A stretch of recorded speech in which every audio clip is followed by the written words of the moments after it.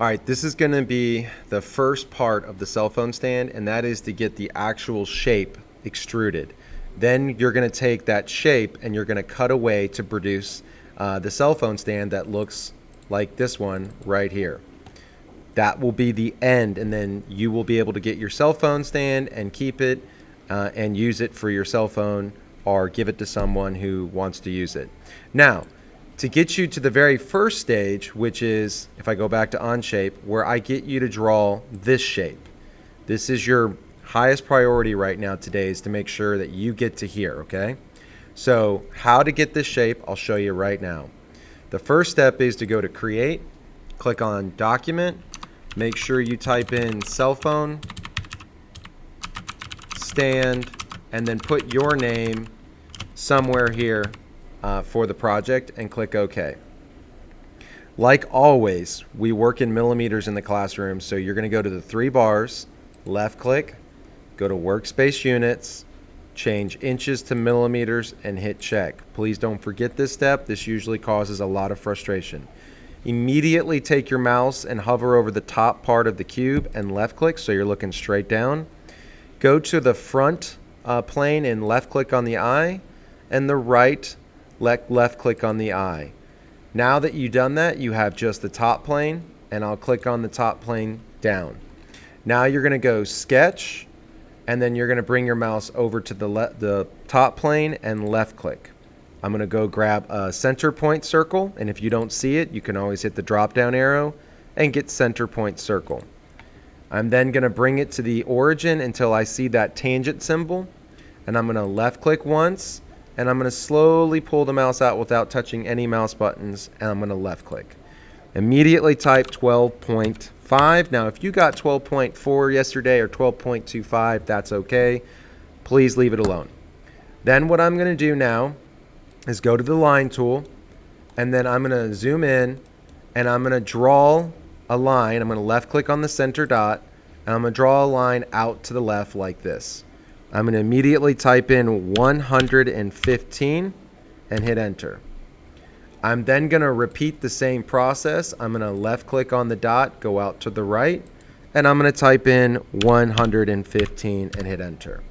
Now what I need to do though is adjust the angles of these lines so that they are the correct distance down here while retaining the shape trajectory, okay? So what I'm going to do is go back and left click on the line and left click on the line one more time.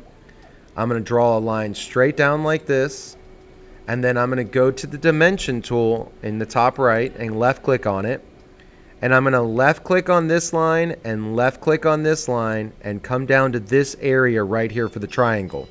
When I left click, the numbers come up. I'm going to type 27 and hit enter. I'm then going to left click, since I'm still in the dimension tool, on the center line and left click on this line and come down and click and type 27 and hit enter. Now I did something wrong, so I'm going to hit undo and undo again. Alright, so it's okay to hit undo.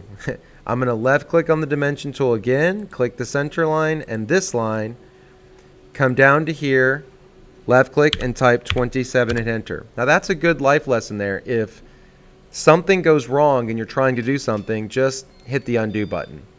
Now that I've done that, I'm going to click the scissor tool and get rid of the line because I no longer need it.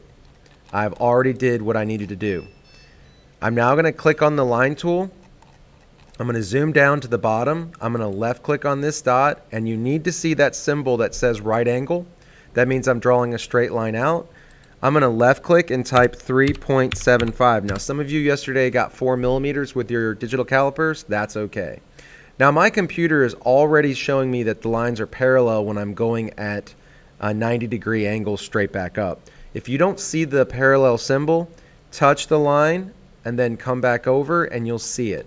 Now all you got to do is draw the line and make sure it stays parallel and go all the way and touch the circle so it's tangent on the circle. A lot of you stopped here. That's bad. You've got to see that right there. So here we go again. I'll show you what it looks like. There it is. I see right angle and it's tangent on the line, and I left click. You should see a gray area. If you don't, you didn't make it all the way to the circle. Now all I have to do is repeat the same process. Or what you could do is draw a straight line up like so, click mirror, click on that line, and I can click on that line, and then I can click on that line. And now I've got a perfectly complete part of my cell phone stand. Right click escape mirror, I can right click delete that line, and now go to extrude, and everybody should have gone at least to 31 millimeters or 32 millimeters. So I'll go to 32 to be safe and hit enter and hit check. Now your first part of the project is done. Now it's time to find the coordinates for all the different points on the side of the cell phone stand. Now the next video shows you how to do that, and what you'll do is sketch on this face, and the line going up on the face right here from the bottom up will be the Y, and then the line going across will be the X. I'll show you in the video how to do that. Now, by the way, if you can't draw a line on the surface, always use the use tool and left click on one of the points so you can use that point when you're drawing in the program. Good luck, and I hope this was helpful.